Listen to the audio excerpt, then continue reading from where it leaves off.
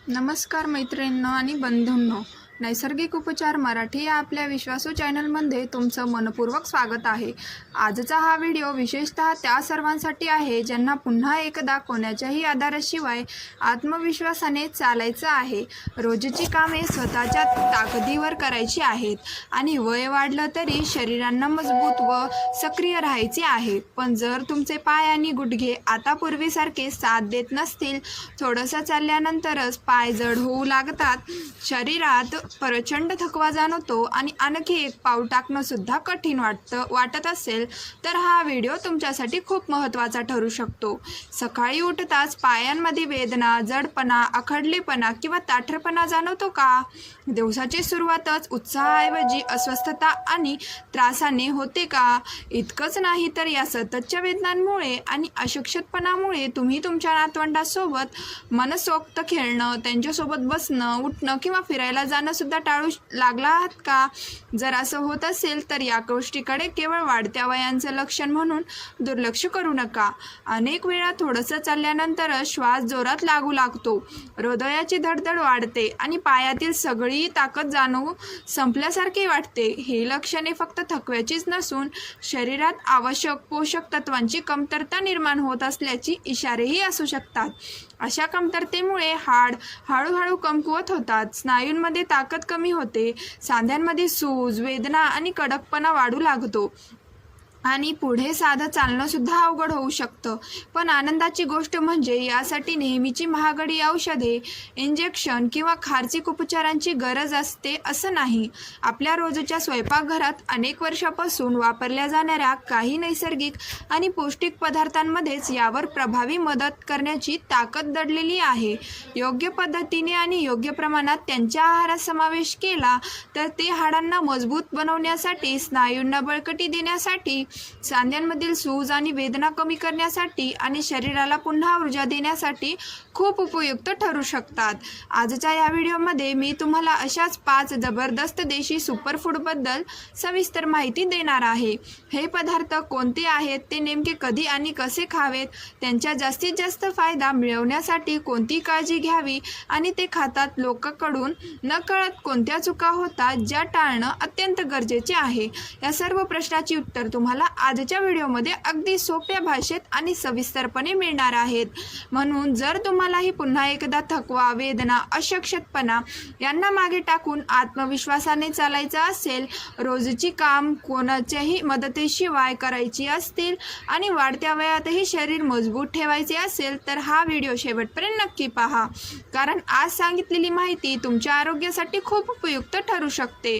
जर तुम्ही नैसर्गिक उपचार मराठी या आपल्या चॅनलवर पहिल्यांदाच आला असाल तर चॅनलला नक्की सबस्क्राईब करा आणि हो, हा व्हिडिओ तुमच्या कुटुंबापर्यंत, मित्रमंडळीपर्यंत आणि ओळखीच्या प्रत्येक व्यक्तीपर्यंत जरूर पोहोचवा, कारण कोणासाठी ही छोटीशी माहिती त्यांच्या आयुष्यात मोठा सकारात्मक बदल घडवून आणू शकते। आणि आता व्हिडिओ पुढे सुरू करण्यापूर्वी मला कमेंट करून नक्की सांगा, तुम्ही महाराष्ट्रातील कोणत्या जिल्ह्यातून हा व्हिडिओ पाहत आहात? तुम्ही पुणे, परभणी, नाशिक, कोल्हापूर, छत्रपती संभाजीनगर, नागपूर की इतर कोणत्या जिल्ह्यातून आमच्याशी जोडलेले आहात? तुमचा जिल्हा कमेंटमध्ये नक्की लिहा। मला तुमच्या प्रतिक्रिया वाचायला नेहमीच खूप आवडतात। मी तुमच्या प्रत्येक कमेंट अतिशय काळजीपूर्वक वाचते आणि तुमच्या प्रतिक्रिया जाणून घेण्यासाठी नेहमीच उत्सुक असते। त्यामुळे जर तुम्हालाही या व्हिडिओमधील माहिती उपयुक्त वाटत असेल तर तुमचं मत कमेंटमध्ये नक्की लिहा। आता कोणताही वेळ न घालवता या महत्त्वाच्या माहितीची सुरुवात करूया। आणि हो, चॅनलला सबस्क्राईब केलं नसेल तर लगेच करून बेल आयकॉनवरती प्रेस करून घ्या, जेणेकरून तुम्हाला वेळेवर व्हिडिओ मिळतील, म्हणून नक्की सबस्क्राईब करा। जेव्हा हाड मजबूत करण्याचा विषय निघतो तेव्हा आपल्या सर्वांच्या मनात सर्वप्रथम दुधाचं नाव येतं। पण तुम्हाला हे ऐकून आश्चर्य वाटेल की अगदी लहानशा दिसणाऱ्या तिळांमध्ये दुधापेक्षा कितीतरी पटीने जास्त कॅल्शियम असतं। वैज्ञानिक संशोधनानुसार 100 ग्रॅम तिळामध्ये सुमारे 1250 मिलीग्रॅम कॅल्शियम आढळतं, तर फुल क्रीम दुधांमध्ये साधारण 123 मिलीग्रॅम कॅल्शियम असतं। त्यामुळे ज्यांना दूध पचत नाही किंवा लॅक्टोज इंटॉलरन्समुळे दूध पिण्यात अडचण येते अशा लोकांसाठी तीळ हा अतिशय उत्तम आणि नैसर्गिक पर्याय मानला जातो. फक्त कॅल्शियमच नाही तर तिळांमध्ये मॅग्नेशियम, फॉस्फरस, झिंक यासारखी अनेक महत्त्वाची खनिजेही भरपूर प्रमाणात असतात. ही सर्व पोषक तत्वे एकत्रितपणे हाडांची घनता वाढवण्यास मदत करतात, हाडे कमकुवत किंवा पोकळ होण्यापासून संरक्षण करतात आणि ऑस्टिओपोरोसिस सारख्या समस्यांचा धोका कमी करण्यासही सहाय्य करतात. आता याशिवाय तिळांमध्ये उत्तम प्रतीचे प्रथिन आणि आवश्यक फॅटी ॲसिड्सही असतात, जे स्नायूंना बळकट करण्यासाठी, गोळे येण्याची समस्या कमी करण्यासाठी आणि शरीराची ताकद टिकवून ठेवण्यासाठी महत्त्वाची भूमिका बजावतात. आता प्रश्न असा पडतो की तिळाचे सेवन नेमके कसे करावे? दररोज साधारण 15 ते 20 ग्रॅम भाजलेले तीळ आरामात खाऊ शकता, मात्र ते नीट चावून खाणे अत्यंत गरजेचे आहे, कारण त्यामुळे शरीराला त्यातील सर्व पोषक तत्वांची जास्तीत जास्त फायदा मिळतो. सकाळच्या नाश्त्यासोबत दुपारच्या जेवणानंतर साधारण 1 तासाने किंवा संध्याकाळीही तिळाचे सेवन करू शकता. विशेषतः हिवाळ्यात तीळ आणि गुळाचे लाडू खाणे अधिक फायदेशीर मानले जाते, कारण तिळामधून शरीराला कॅल्शियम आणि मॅग्नेशियम मिळतं, तर गुळातून लोह मिळतं, ज्यामुळे शरीरातील रक्ताची कमतरता हळूहळू भरून येण्यास मदत होते. संपूर्ण हिवाळ्यात तिळाचे नियमित सेवन करण्याचा प्रयत्न करा. आयुर्वेदानुसार तिळाचे स्वभाव अल्कलाईन मानला जातो, त्यामुळे शरीरातील अतिरिक्त आम्लता कमी होण्यास मदत होते आणि वातदोष संतुलित ठेवण्यासाठीही तो उपयुक्त ठरतो. विशेषतः ज्येष्ठ नागरिकांसाठी तीळ हा एखादा नैसर्गिक औषधांपेक्षा कमी नाही, असं अनेक तज्ज्ञांनी मानतात. आता जाणून घेऊया दुसऱ्या अत्यंत महत्त्वाच्या पदार्थांबद्दल, जो प्रत्येकाने आपल्या रोजच्या आहारात जरूर समाविष्ट करायला हवा, आणि तो म्हणजे हळदीचं दूध, ज्याला आजकाल गोल्डन मिल्क असंही म्हटलं जातं. विज्ञानानुसार हळदीची खरी ताकद तिच्यामधील कर्क्युमिन या घटकात असते. हा घटक अत्यंत प्रभावी अँटी इन्फ्लेमेटरी आणि अँटीऑक्सिडंट गुणांनी समृद्ध असतो. वय वाढत जातं तसं शरीरात दीर्घकाळ टिकणारी सूज म्हणजेच क्रॉनिक इन्फ्लेमेशन वाढू लागतं आणि हा सांधेदुखी, सांधिवात, आर्थरायटिस, गुडघेदुखी आणि शरीरातील आखडलेपणाचे एक मोठे कारण ठरतो. हळदीतील कर्क्युमिन शरीरात सूज निर्माण करणाऱ्यांना काही एन्झाईम्सची क्रिया कमी करण्यास मदत करतं. दुसरीकडे दुधातील कॅल्शियम हाडांना बळकट करतं, त्यामुळे हळद आणि दूध यांचं मिश्रण शरीरासाठी एखादं मजबूत संरक्षण कवचाप्रमाणे काम करतं. हळदीचं दूध तयार करण्यासाठी रात्री 1 ग्लास कोमट दुधामध्ये अर्धा छोटा चमचा म्हणजे साधारण 3 ते 4 ग्राम हळद घाला. इच्छा असल्यास ताजी कच्ची हळदही वापरू शकता. हे दूध आणखी प्रभावी बनवण्यासाठी त्यामध्ये 1 ते 2 चिमूटभर काळी मिरी जरूर घाला, कारण काळ्या मिरीमधील पिंपरीन हा घटक कर्क्युमिन शरीरात शोषून घेण्याची क्षमता अनेक पटीने वाढवतो. जर गुडघेदुखी, सांधेदुखी किंवा सूज अनेक वर्षांपासून सातवत असेल तर या दुधात पाव चमचा सूट पावडरही मिसळू शकता. सूट वेदना आणि सूज कमी करण्यासाठी मदत करते, तसेच वात संतुलित ठेवण्यातही उपयुक्त ठरते. हे दूध रात्री झोपण्यापूर्वी पिणं सर्वाधिक फायदेशीर मानलं जातं. मात्र एक महत्त्वाची गोष्ट लक्षात ठेवा, ज्यांना कमी रक्तदाबाचे म्हणजेच लो ब्लड प्रेशरचा त्रास आहे त्यांनी हळदीचे दूध मर्यादित प्रमाणात आणि डॉक्टरांच्या सल्ल्यानेच घ्यावा, कारण हळद रक्तदाब नक्की कमी करू शकते. तसेच ज्यांनी पित्ताशयांशी संबंधित समस्या किंवा गॉल ब्लॅडरचा त्रास असेल त्यांनी हळदीचे सेवन करण्यापूर्वी वैद्यकीय सल्ला घेणं योग्य ठरेल. आता बोलूया तिसऱ्या अत्यंत महत्त्वाच्या सुपरफूडबद्दल, जो प्रत्येकाच्या रोजच्या आहाराचा भाग असल्याला हवा, आणि तो म्हणजे मोड आलेले हरभरे आणि मोड आलेली मूग, ज्यांना आपण सर्वसाधारणपणे स्प्राउट्स म्हणून ओळखतो. पूर्वीपासून आपल्या घरातील मोठी माणसं सांगत आली आहेत की मोड आलेले हरभरे खाल्ल्याने शरीरात घोड्यासारखी ताकद येते आणि अशक्तपणा हळूहळू दूर होतो. विज्ञानही याच गोष्टीला दुजोरा देतं, कारण मोड आलेले हरभरे आणि मूग हे उत्कृष्ट दर्जाचे प्रथिनाचे आणि लोहाचे समृद्ध स्रोत आहेत. विशेषतः ज्येष्ठ नागरिकांमध्ये आढळणारी अशक्तपणा, स्नायूंची झीज आणि रक्ताची कमतरता भरून काढण्यासाठी हे अत्यंत उपयुक्त मानली जातात. प्रथिने स्नायू तयार होण्यासाठी आणि त्यांची दुरुस्ती होण्यासाठी अत्यावश्यक असतात. त्यामुळे शरीराचा थकवा कमी होतो, ताकद दीर्घकाळ टिकून राहते आणि रोजची काम करणं अधिक सोपं होतं. याशिवाय यामधील लोह शरीरातील हिमोग्लोबिन वाढवण्यास मदत करतं, त्यामुळे संपूर्ण शरीरात विशेषतः पायांमध्ये रक्तप्रवाह अधिक चांगला होऊ लागतो. जेव्हा रक्तभिसरण व्यवस्थित होतं तेव्हा पायात मुंग्या येणं, बधीरपणा जाणवणं, अशक्तपणा आणि सततचा थकवा यासारख्या समस्या हळूहळू कमी होऊ लागतात आणि शरीर पुन्हा उत्साही व सक्षम वाटू लागतं. याच कारणामुळे हरभरे आणि मूग भिजवून त्यांना मोड आणून खाणं अधिक फायदेशीर मानलं जातं. मोड आणण्याची प्रक्रिया अगदी सोपी आहे आणि या प्रक्रियेमुळे त्यांच्यातील अनेक पोषक घटकांची उपलब्धता वाढते. त्यामुळे शरीराला त्यांचा अधिक चांगला फायदा मिळतो. आता प्रश्न असा पडतो की हे मोड आलेले हरभरे आणि मूग नेमके कसे खावेत? यासाठी मोड आलेल्या हरभऱ्यांमध्ये आणि मुगांमध्ये बारीक चिरलेला कांदा, टमॅटो, थोडासा लिंबाचा रस, चिमूटभर काळं मीठ आणि थोडी काळी मिरीपूड मिसळून एक अतिशय चविष्ट आणि पौष्टिक सॅलेड तयार करा. हा आहार सकाळच्या नाश्त्यांमध्ये घेऊ शकता किंवा दुपारच्या जेवणानंतर साधारण 1.5 ते 2 तासांनीही खाऊ शकता. जर एखाद्या व्यक्तीचं पचन थोडं कमकुवत असेल किंवा कच्चे सप्रॉइड्स पचण्याचा त्रास होत असेल तर त्यांनी हे मोड आलेले हरभरे आणि मूग हलक्या वाफेवर शिजवून किंवा उकडून खावेत.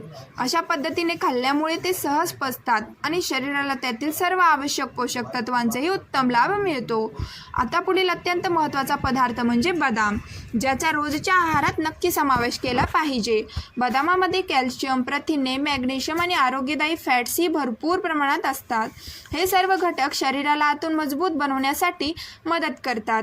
कॅल्शियम आणि मॅग्नेशियम हाडांना बळकट करतात तर स्नायू योग्य प्रकारे कार्य करण्यासाठीही मदत करतात.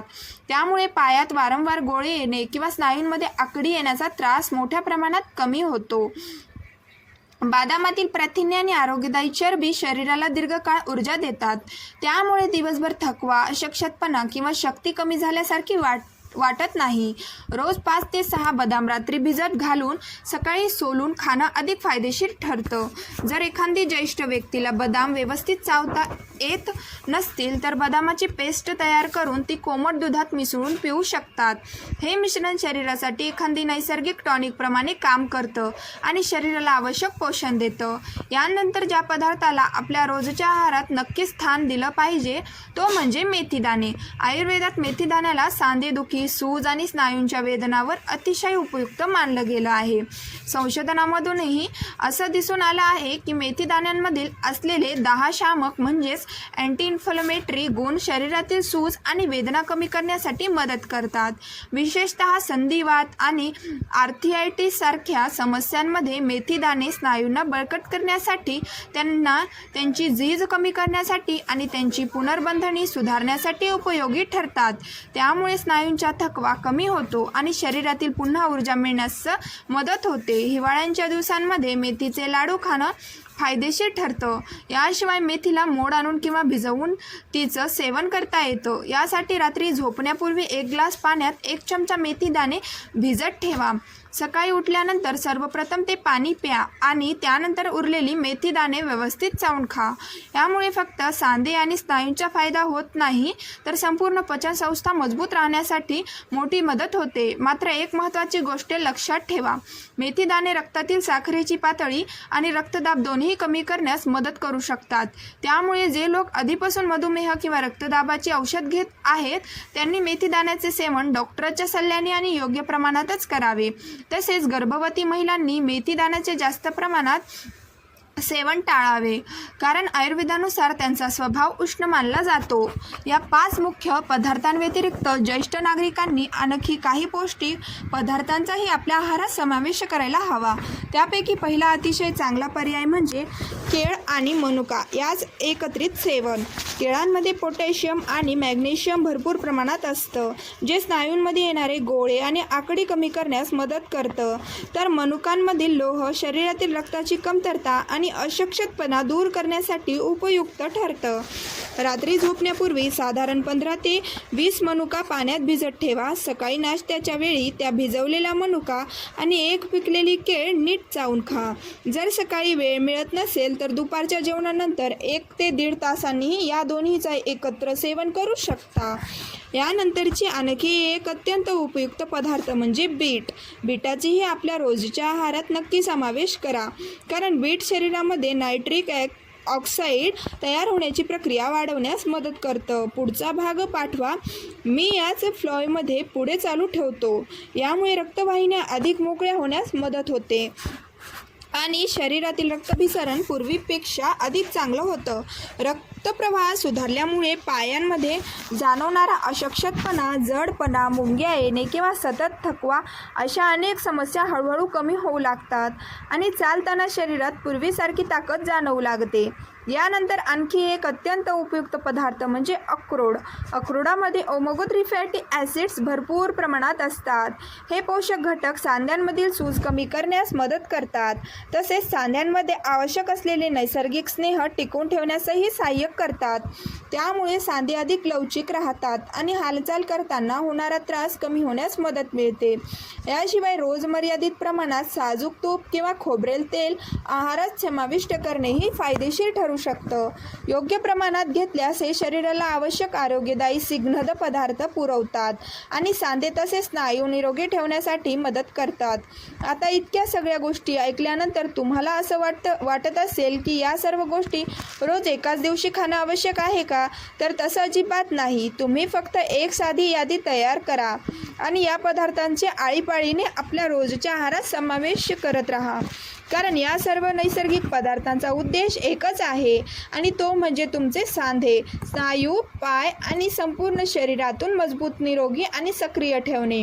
आता आपण अशा काही सवयींबद्दल जाणून घेऊया ज्या शक्यतो टाळल्या पाहिजेत किंवा कमीत कमी प्रमाणात ठेवायला हव्यात. सर्वप्रथम येतात तळलेले पदार्थ आणि जंक फूड.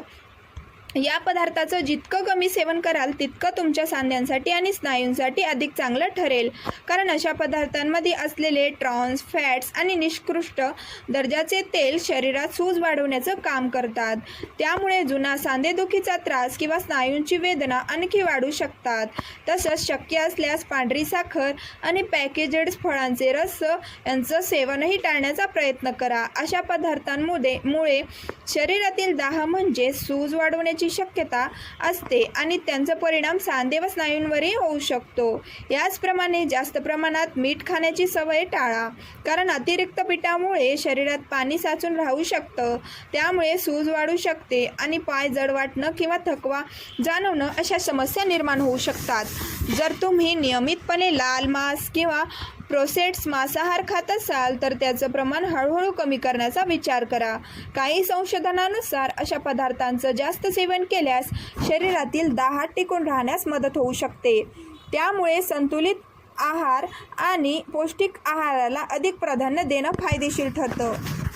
आता तुम्हाला चांगल्या प्रकारे समजले असेल की कोणते पदार्थ आपल्या शरीरासाठी फायदेशीर आहेत आणि कोणत्या सवयी शक्यतो टाळायला हव्यात. पण यासोबतच अजून एक अत्यंत महत्त्वाची गोष्ट लक्षात ठेवणं गरजेचे आहे. फक्त चांगला आहार घेतल्यानेच शरीर मजबूत होत नाही. त्यासाठी योग्य पोषण आणि नियमित शारीरिक हालचाल या दोन्ही गोष्टी एकत्र असणं तितकंच आवश्यक आहे. कारण या दोन्हीही एकमेकांची ताकद आणि पटीने वाढवतात. जर तुम्ही उत्तम आणि पौष्टिक आहार घेत असाल पण दिवसभर शरीराची कोणतीही हालचाल करत नसाल तर त्या पोषणाचा पूर्ण फायदा शरीराला मिळणं कठीण होऊ शकतं. म्हणूनच दररोज थोडाफार व्यायाम किंवा चालण्याची सवय लावणं खूप महत्त्वाचे आहे. दररोज फक्त 15 ते 20 मिनिटे चालणे देखील पायांच्या स्नायूंसाठी आणि सांध्यांसाठी अतिशय फायदेशीर मानलं जातं.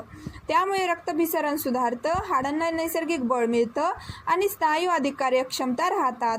शरीरात रक्तप्रवाह सुरळीत राहिल्यास स्नायूंची ताकद टिकवून राहते आणि वेदना तसेच आखडलेपणानेही हळूहळू कमी होऊ लागतात. म्हणूनच डॉक्टर आणि आरोग्य तज्ज्ञही नियमित चालण्याचा सल्ला देतात.